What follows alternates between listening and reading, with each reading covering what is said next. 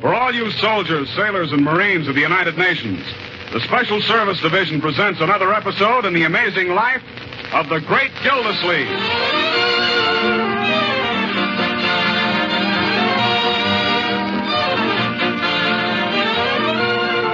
Now let's peep into the life of the great Gildersleeve. Our hero has finished his breakfast on this morning and has retreated from the jumble of ladders and paint buckets that still litter his living room onto the front porch. We find him there now waiting to share a ride downtown with Judge Hooker. You didn't eat much breakfast, Uncle Mort. I wasn't very hungry. Neither was I. The prunes tasted like turpentine. You know, I think that painter keeps his turpentine in our icebox. Hasn't been here for a week now. Isn't he ever going to finish the job? I don't know, and I don't dare ask him. Oh, well, here's the postman. Morning, Mr. Gildersleeve. This mail for you. Thank you, Mr. Fauci.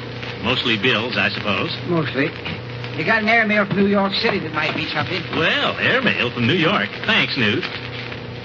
Well. It's from Brink. Brinkerhoff? That stuck-up kid that visited here last year? His father, my dear. And he was not a stuck-up kid. He was a very well-brought-up young man.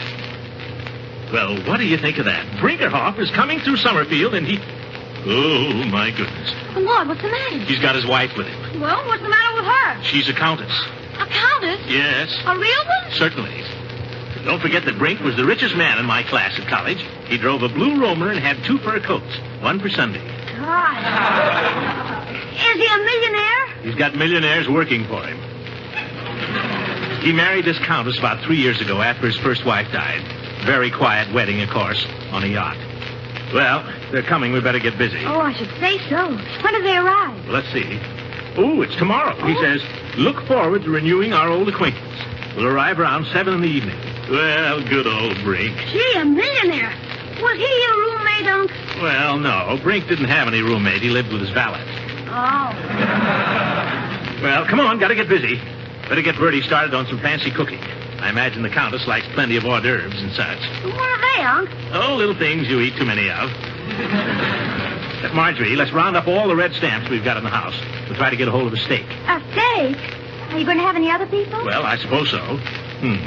Not many people in Summerfield know how to act around a countess, though. I know how. There was a countess in Triple Comics last week. Gee, I wouldn't even know how to say hello to a countess. Well, in this thing, the hero just called her darling. I won't. Leroy, I won't have you learning manners out of comic books. You'll address the Countess as Your Excellency. Okay. I suppose you could invite Judge Hooker, Uncle Mort. That old goat? Why, he'd fall in a dead faint if he ever saw a bona fide Countess. There's plenty of others. Well, who? Let's see. Nobody. All right, I'll ask Hooker, but he'll have to watch his step. What about me? Can I be hostess? I think you do it very nicely, my dear. How about Mrs. Ransom? Oh, I don't know. She and the Countess might not hit it off very well. Miss Goodwin can talk French, Unc. I heard her the other day. Well, an excellent suggestion, my boy. Add a little continental flavor to the occasion. Pardonnez-moi, Your Excellency, s'il vous plaît. Are you kidding? Mrs. Ransom will be disappointed, Unc. Well, that's just too bad about Mrs. Ransom. I can't have everybody. Besides, Leela stole my painter, and if I... Oh, there's Judge Hooker. Well, goodbye. Oh, Uncle Mort, see if Mr. Peavy can let you have some ice cream tomorrow. Great. Pistachio. That was Brink's favorite. Ought to be good enough for the Countess, too.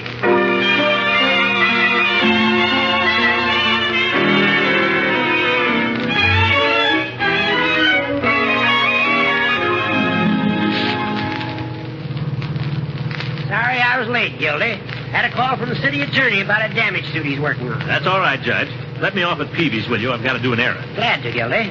Oh, Horace, if you're not doing anything tomorrow night, I'd like you to run in for supper with some friends of mine. Tomorrow night? Well, I generally have my bar association tomorrow. All right, Judge. You go to the bar association. I'll ask someone else to meet Cyrus W. Brinkerhoff. Cyrus Brinkerhoff? Has he got the Countess with him? Yes. He and the Countess are coming to my house for supper tomorrow night, but of course, if you're busy... Oh, Throckmorton, I'd be delighted. Yeah. Cyrus W. Brinkerhoff. There's a name that'll make Summerfield sit up and take notice. Well, I'm not going to make a splurge, you understand. Brink and I were friends in college, and I'm sure he'd want everything kept simple and homey. Well, I think you're showing splendid judgment, Throckmorton. Still, a line or two in the Summerfield Indicator. An excellent suggestion, Horace.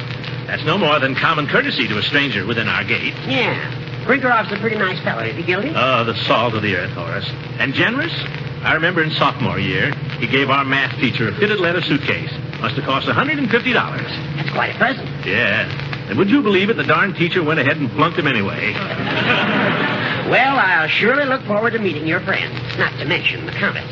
I remember her picture in the Rhoda Reviewer section. Yeah, so do I. But we got to remember, she's of noble blood, Horace. You'll mind your P's and Q's. Why, Gildy, you don't have to worry about me. All right.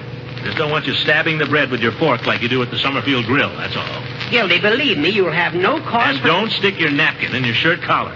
Dagnabbit, Gildersleeves, I've been around. Well, just watch your step, that's all. Are you going to dunk your bread in the gravy as usual? No, see here, hooker. Oh, stop. Here's Peavy's. Oh, yeah, I forgot. And don't you worry about my manners, Gildy. I'll be the glass of fashion and the mold of form. Yeah, that's fine, Judge. I'll see you tomorrow around 7. And bring your ration book. Goodbye, Horace. Toodaloo. He does something to embarrass me. Nothing like a hick lawyer. Well, hello, Mr. Gildersleeves. Hello, Peavy. Peavy, I've got to ask you for a special favor.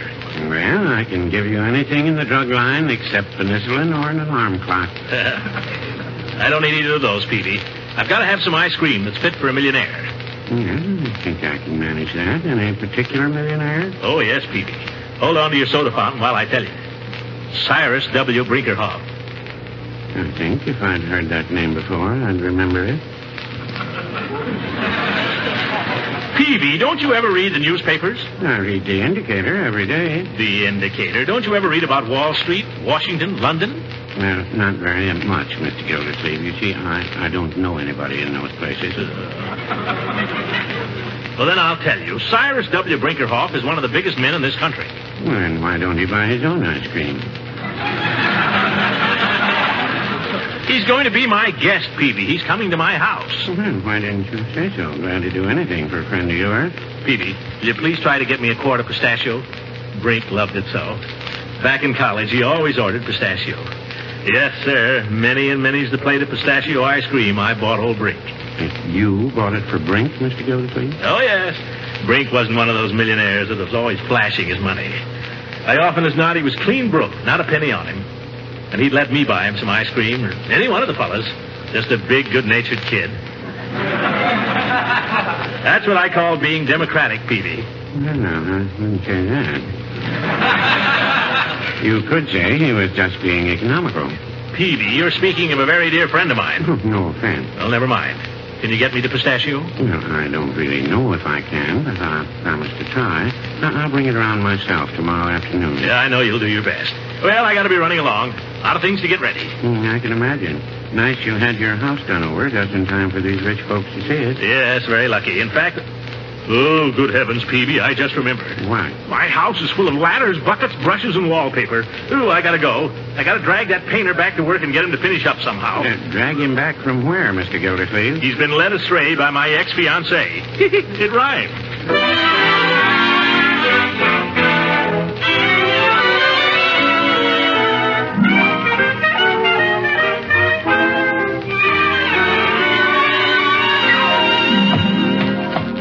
Friendship is friendship, but enough is enough.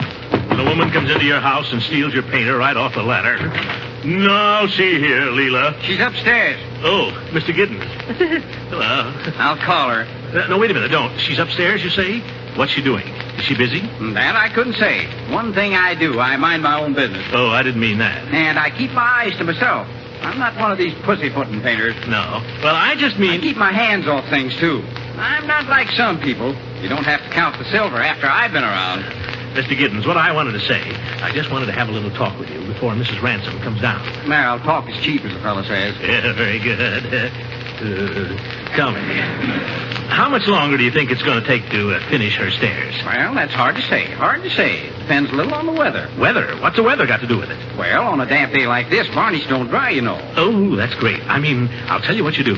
While you're waiting for a good day here, why don't you just come over to my house and finish up where you started, in the living room? Well, I don't know what she's going to say. Don't tell her. You don't have to tell her you're coming over to my house. Just tell her the weather's not right, or that you got a call from home or something. Just you slip right out now while she's upstairs. Well, Throckmorton. Oh, hello, Leela. I thought you were upstairs. I was, but I came down the back way. Oh, yeah. Just having a little conversation with Mr. Giddens here about the weather. Yes, I heard it. Now, Leela, if you'll just let me explain. I'm not interested in your explanations, Mr. Gildersleeves. If you had come to me and asked me like a gentleman instead of sneaking in here and trying to take my paint away from me. He's my painter. I found him first. You took him away from me. Well, really? I'll leave it to Mr. Giddens. Well, Mr. Giddens? I'll pass.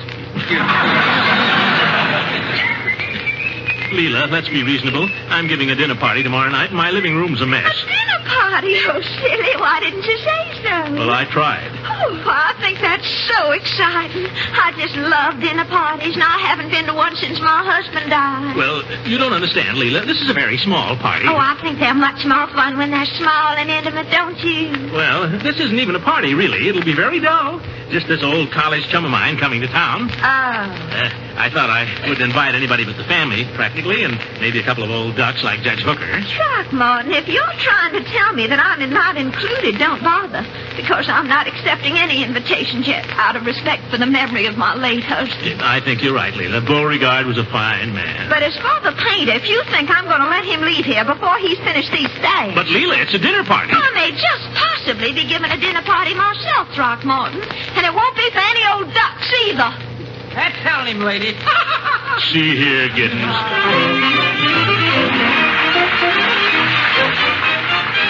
We'll be back with the great Gildersleeve in just a moment. But now it's intermission time, and that brings the music of the old professor, Kay Kaiser.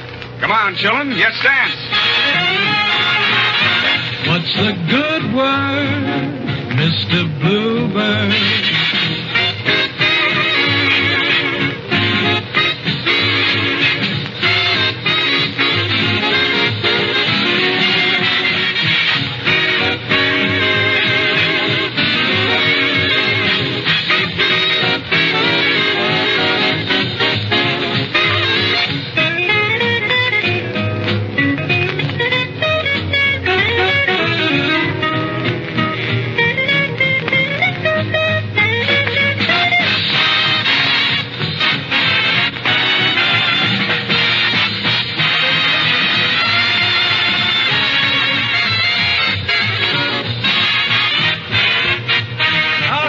There's Julie, there's Diane, Jack, Max, and Harry. What's the good word, Mr. Bluebird? Did you bring a song to cheer me up today? Rattle-a-dum-dum, give me your word. Tell me, Mr. Bluebird, did you come to tell me everything's okay? I've been blue because there was no letter. And seeing you has made me feel much better. So what's the good word? Tell me, Mr. Bluebird, before you fly far away from me.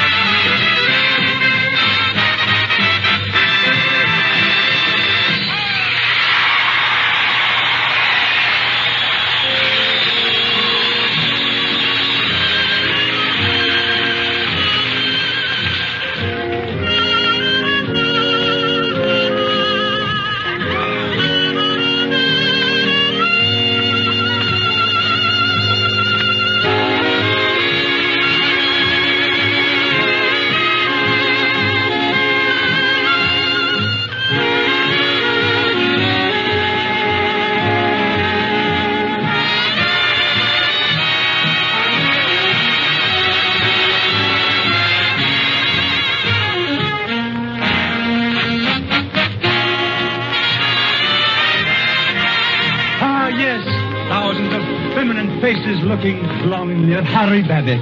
Harry, live up to their expectations. Sing, lad. Wrong, would it be wrong to kiss? Seeing I feel like this, would it be wrong to try? So wrong. Would it be wrong to stay right here in your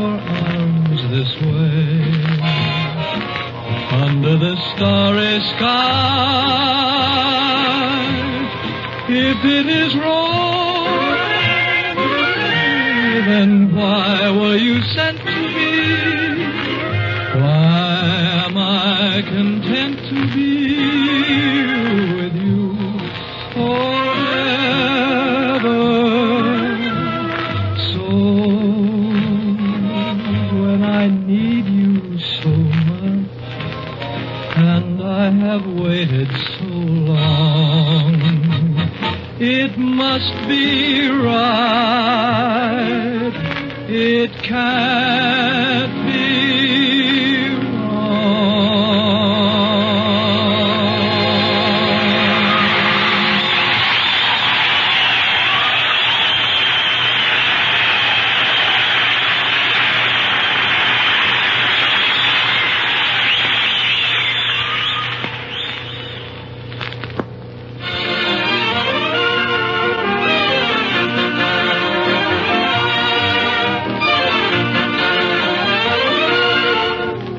Get back to the great Gildersleeve and his entertainment problem.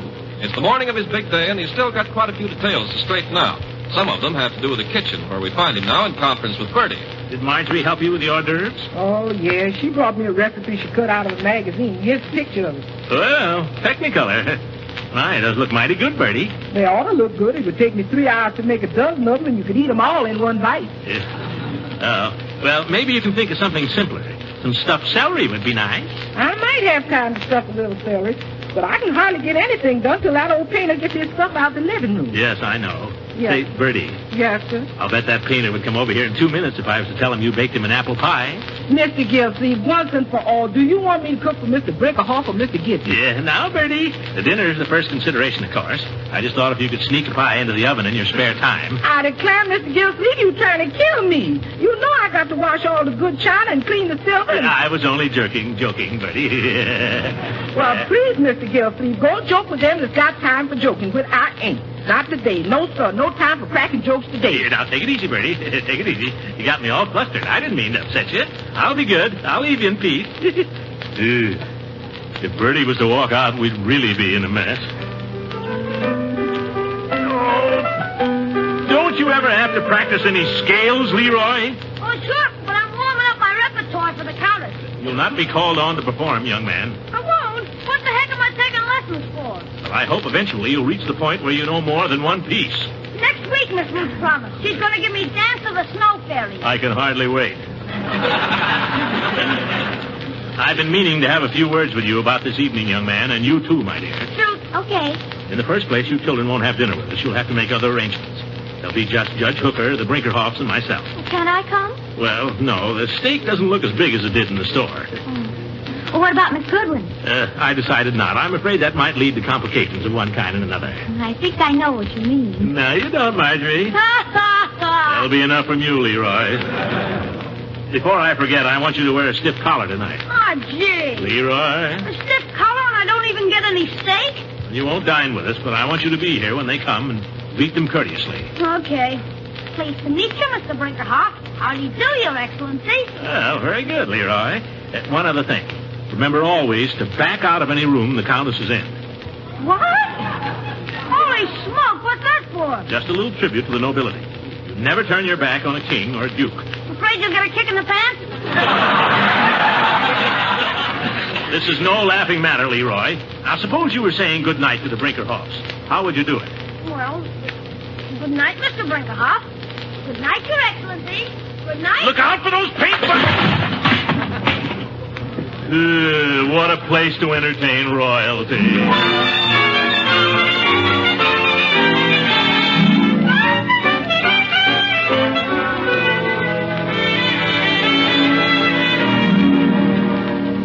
Marjorie, have the flowers come? Well, What time is it, ye gods? Is that clock right? Now, calm down. Leroy, I want you to pick up around here. Pick up that catcher's mitt. Get that machine gun out of the hall. Okay, Bertie, you didn't forget the hors d'oeuvres. Oh, the place cards. We haven't made out the place cards. Uncle Lloyd, for goodness sake, calm down. Place cards are important. They don't know where to sit. In a pinch, you could tell them, couldn't you? We're not running a cafeteria here, my dear. It's a very important dinner, and the Brinkerhoffs are very important people. Did I show you the social note about it in the newspaper? I showed it to you. Oh, so you did. Where is it? I've lost it. Oh, I've lost the clipping. Somebody stole it. Now, take it easy. I had it right here in my... Oh. Unky, I think you ought to go upstairs and lie down for a little while. I can't. I've got a million things to do, my dear. Million things to do. You're running around here like a chicken with his head off. Chicken. Bertie, did the chicken come? Mr. Gildersleeves, we ain't having chicken. We're having steak. You brought it yourself. Oh, that's right. We decided against chicken, didn't we?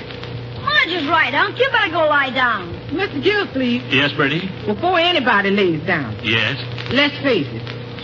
Oh, what we gonna do about the living room? Oh, that's right. The living room. I ain't gonna have no time to clean up no messes left by no painters. Not this afternoon. Not with all the cooking I got to do. No, sir, not me. Well, we can't wait for him any longer, Bertie. There's only one thing to do. We just have to take the bull by the horns. Leroy, Oh, you want me to take him by the horns? while you're resting, my boy, all I'm asking is your assistance. Just give me a hand with these things. Put them out on the back porch. You take the step ladder and the buckets, and I'll bring the brushes. I don't know if Mr. Giddens is going to like it, Unc. I don't care what Mr. Giddens likes or doesn't like. The place is a mess, and he hasn't been near it for a week. Yeah, but he doesn't like people touching his tools. He's awful fussy, you know. Well, I'm fussy about my guests. When I entertain a countess, I don't ask her to sit on a step ladder with her feet in a paint bucket. Okay. It's the trouble with painters and people these days. Just because they're hard to get, they think they can get away with anything. They can, too. Oh, somebody at the door. Answer it. I'll go, Uncle Mort. It's the painter. Oh, my goodness. Wait a minute. Don't let him in yet, my dear. Leroy, put that ladder back where you got it. I thought you were going to tell him, Unc. I'll tell him some other time. Put it back. Okay. Carry it out. Bring it back. No. Put it where it was so he won't notice. I did. Come on. Turn it this way a little. Yeah, that's better. Now, is everything just the way it was? There was half a bologna sandwich on top of the stepladder. Well, put it back. I can't. I ate it. How many times have I told you not to put things in your mouth? Well, I was hungry. You're always hungry. All right, my dear. Let him in. No, Mr. Giddens. Come in. Well, we didn't know if we were ever going to see you again, Mr. Giddens. I wonder if you could move. Yeah, that's one thing you don't need to worry about, Mr. Gildersleeve. When I start anything, I finish it. I'm not like some people. You have to keep after them all the time. Good. Well, if you're all through over at Mrs. Ransom's, do you think you could move? Two for today. There's a little more to do tomorrow. Yes, sir. I'm not like some people. When I start anything, I finish it. Hand me that brush there, Sonny. Mr. Giddens, you're not going to start painting at 4 o'clock in the afternoon. I've got to give her another coat. I always give a ceiling 2 coats. You have to do it now? Thought you wanted me to finish up here. Well, I do, but you see, I've got these people coming to dinner, and I thought if we could just move your ladders and buckets and things out onto my back porch, we could sort of straighten up in here. Just have to bring them in again in the morning. I know, but just for the evening. Well, you're paying for it. That's the way you want it. Thank you. Yes, that's one thing about me. I don't give people any argument. That's the way they want it. That's the way they want it. Just wish they'd make up their minds, that's all. Mr. Giddens, you don't mind doing this? Nope. You're not mad or anything? Nope. I think it's going to look great when you get it done. One side, please. Look a lot better already. Don't you think so? Open that back door for me, will you, son? Sure, Mr. Giddens. Yeah, just wish they'd make up their minds, that's all. Oh, gosh, now he's mad. What's he got to be mad about? I waited for him a whole week.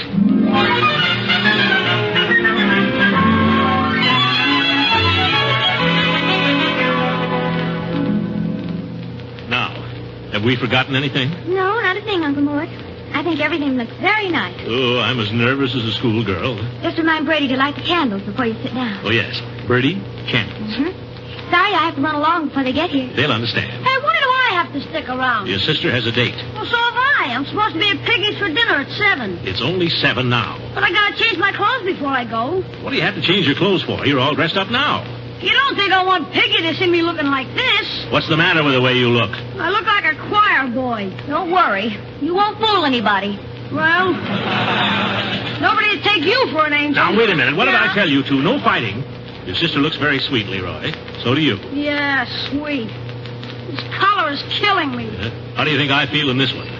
I'll go. Leroy, come back here. What for? Let Bertie go. Do you want him to think we haven't any servants? Okay. Now, sit down. Hold your hands. What? Stick in your shirt tape. I'm coming. Keep your shirt off. Bertie, that's not what I told you to say. Is my cap all straight, Mr. Gildersleeves? Yes, you're looking fine, Bertie. Thank you, sir. You looking good yourself. Now, remember what I told you, both of you. Now, remember what you're to say. Oh, you judge. Oh, the judge. Relax, everybody. Well, I'm on time, I trust. Right on the dot, Horace, as usual. Well, I like to be punctual. Good evening, Leroy. Hi, Judge. Leroy, what did I tell you? Oh, good evening, Judge Hooker, and how are you this evening? You see, I told you they'd laugh, Unc. I'm sorry, Leroy. That was very nicely said. Marjorie, you're not leaving us. I'm afraid I have to, Judge. She's going out to dinner. Good night, my dear. Good night. Good night, Marjorie. Have a good time. Unc, can't I go? Piggy's waiting. No, sit down. I want one of you to stay here and say how do you do to Mr. and Mrs. Brinkerhoff. Gee, I don't see why it has to be me. I'll admit it's an unfortunate choice. But you're going to stay. Marge gets away with everything. Well, Throckmorton. Leroy! Leroy! Yes, Unc? All right, Leroy, you may go. Thanks, Unc.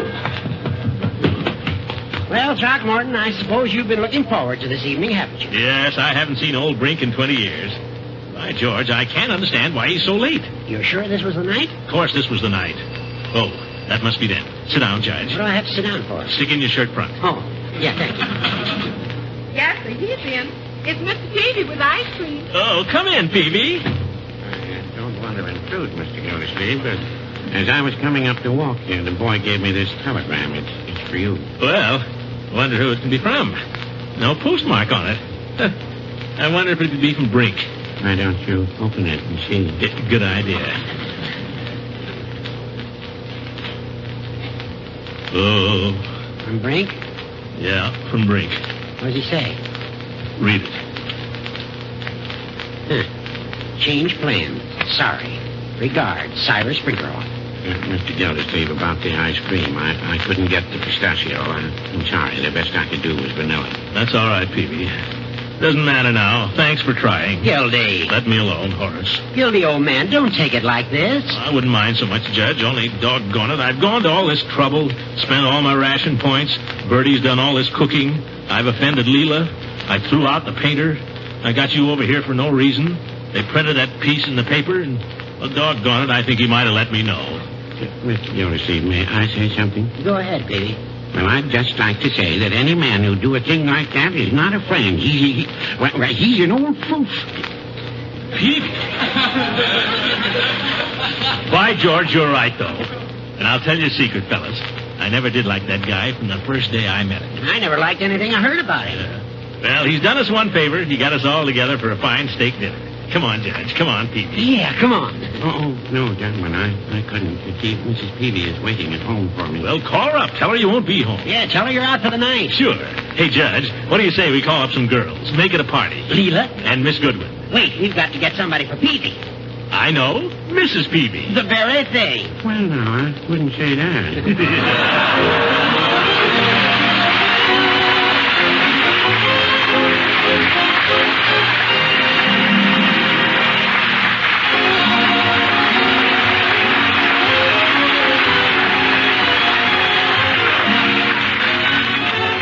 The Great Gildersleeve was rebroadcast especially for you men and women in the armed forces of the United Nations by the Special Service Division of the War Department of the United States of America.